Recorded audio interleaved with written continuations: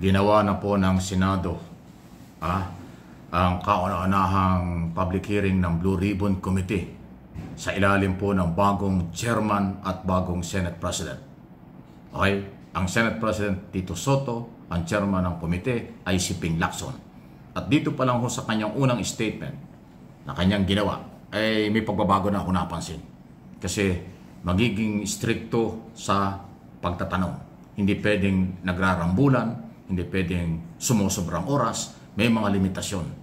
At hindi rin pwede yung may nagbibiro kasi nung nakaraan chairman ay nagbibiro pa kaya mayroong isang napikon.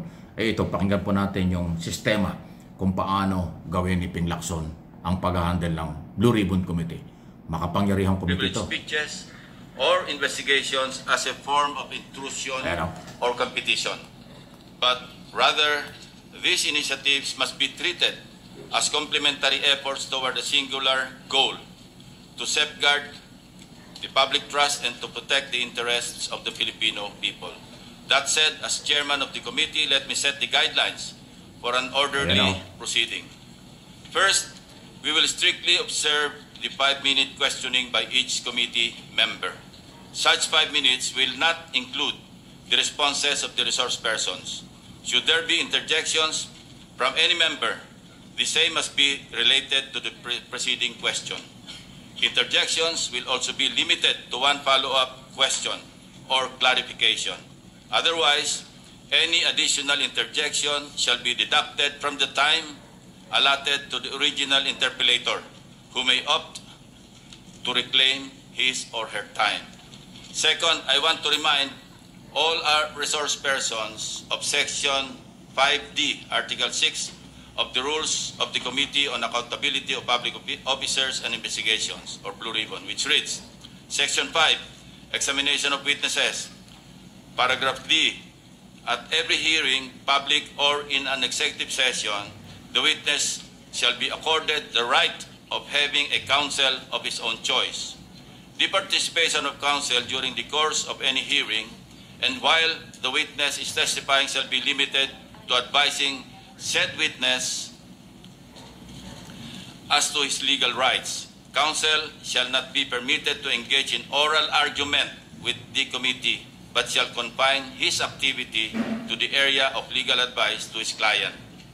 Relatedly, during the hearing in the House of Representatives last September 9, 2025, some very serious accusations were hurled against two of our colleagues, namely Senators Jingo Estrada and Joel Villanueva, by former OIC District Engineer of Bulacan 1st District Engineering Office, and to accord those accused their basic rights to address such accusations and confront their accuser, the chairman will give them that opportunity in this hearing. In this regard, we invited the owners of WJ Construction, Mrs. Mina Elampara Jose and Warren Jose, to shed light on the issue at hand. Furthermore, we will have a short 30-minute lunch break starting at 12 noon. So I will advise against serving lunch here at the session hall. With that, let us proceed. Director General, please recognize the resource persons invited. Kita nyo? Yan, may guidelines. Yan ang maganda. Para hindi nagsasapawan kasi nung mga nakaraan, nagalit si Senator Rapi Tulfo. Sabi niya, bakit hindi pero ang ginagawa ng chairman? Kanina pa ako rito, hindi ako nagkakaroon ng pagkakataon magtanong. Ito, malinaw ho yung 5 minutes.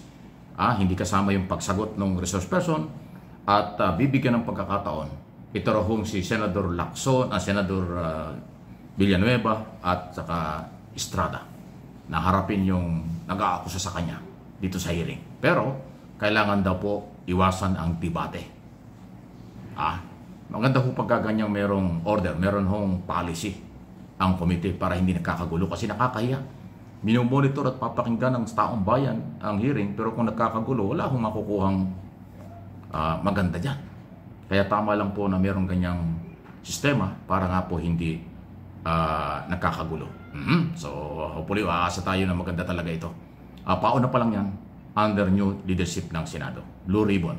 So scam ito ng flood control project na discover mismo. Kaya ang pagkakaiba nito, yung chairman ngayon, katulad ng sinabi ko sa si Ping Lacson, siya yung nag-expose ng scam na ito kasunod ng expose ni Pangulong Marcos. So meron siyang resibo, meron siyang video, meron siyang mga tao na umikot sa mga probinsya tulad ng Mindoro, Bulacan at Pampanga. Hindi chismis ang daladala niya. Yung nakaraang chairman ng komite, pasintabi na kay Congressman Marcoleta, wala naman siyang ebidensya. Ang kanyang pinagbabasihan lang ay doon sa isumbong sa Pangulo. Itong si Lacson, meron na siyang sariling ebidensya, meron pang isumbong sa Pangulo, detalyado ang report, so hindi pwedeng bulahin. Hindi magpapabola. In other words, ang komite doon sa mga bulerong district engineer, puro denial, at mga kontraktor. Nung nakaraan kasi mga hearing puro palusot yung mga kontraktor at saka district engineer. Ngayon hindi. Kasi ipapakita talaga yan, on record, yung mga video bilang ebidensyang palpak doon sa lugar mo ang project. Walang project o kung meron man, talaga naman walang kakwenta-kwenta. Substandard, tinipid. Ayan. Pati komisyon, meron. Pati yung pagsusugal sa casino, pati yung volume ng per, lahat yan lalabas. Kasi nga ang namumuno ay dating PNP chief, investigador ng pulis, ngayon ay chairman ng Blue Ribbon Committee. Ayan, kaya ngayon pa lang po yan, kahit na unang hearing pa lang sa kanyang liderato, ibang-iba ang magiging dating. Okay, abangan natin. Pati yung mga senador na kadalasan puro papugi lang, paepal-epal lang, kung ano naman. Mayroong dyan pong senador na walang ginawa kundi maghugas kamay, walang ginawa kundi linisin ang sarili. Pero ang dami na nag-aakus sa kanya, ay hindi uobra yan. At saka hindi pwedeng debatihin ang resource person. May respeto sa isa't isa. Respetuhin ang Senado, respetuhin ang resource person. Yun ang gusto ng bagong liderato. Ay di ba? Mas magandang pakinggan yan sa mga susunod na oras at araw. So ano po yung masasabi niyan? Paki-like and share po ninyo itong ating mga pinag-uusapan. Mahalaga ito. Nagsisimula na po in aid of legislation, ginagawa ng Senado at Kongreso. Yun naman pong Malacanang ICI, Independent Commission for Infrastructure ay buo na rin. Hopefully, mas mabilis din ang kailang galaw. Pero sa tingin ko, parang formalidad na lang yung sa ICI dahil kasi nga sinabi ko na, nasa Pangulo na, Office of the President, ang maraming ebidensya at pangalan ng contractor, government official at mga politiko. Kaya yan, lahat ng yan ay ipapatawag at bibigyan ng pagkakataong sila'y magsalita at pagtanggol ang kasarili at ilalatag din ang mga ebidensya mula sa Office of the President. Ang ICI ay Office of the President. Although ang chairman ay si Justice Andy Reyes Jr., pero by the authority of the President po yan. Hindi yan pwedeng gibain. Matindi po ang authority niya. Yan ang matagal natin sinasabi, kailangan ng Pangulo ang manguna. Pero sa dami ng trabaho niya, naglagay siya ng mga taong kanyang pinagkakatiwalaan sa Office of the President, halos siya na rin yan. Yung kanyang ebidensya at kanyang alam at na-discover, yun ang magiging guide or direksyon ng ICI. Iba yan kaysa sa in aid of legislation. Magkaiba yun.